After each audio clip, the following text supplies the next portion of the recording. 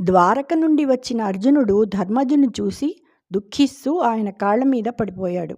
కారణం తెలియని ధర్మరాజు కలిగిన ఉత్పాతాలను దృష్టిలో పెట్టుకుని శంకిస్తూ అర్జునునితో ఇలా అన్నాడు.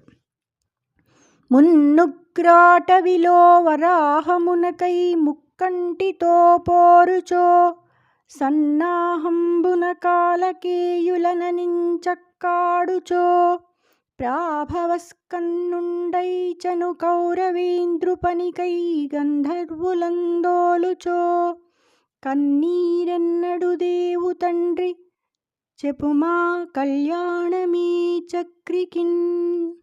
తండ్రి, పూర్వం భయంకరమైన అడవిలో పంది కోసం ఈశ్వరునితో పోరాడుతున్నప్పుడు కానీ, కాలకేయాది రాక్షసుల్ని సంహరిస్తున్నప్పుడు కానీ, ప్రాభవం కోల్పోయి బందీ అయిన కౌరవరాజుని విడిపించటం కోసం గంధర్వులను పారద్రోలేటప్పుడు కానీ ఎన్నడూ కన్నీరు పెట్టలేదు. తండ్రి, కృష్ణునికి శుభమేనా, కుశలమేనా? జై శ్రీకృష్ణ.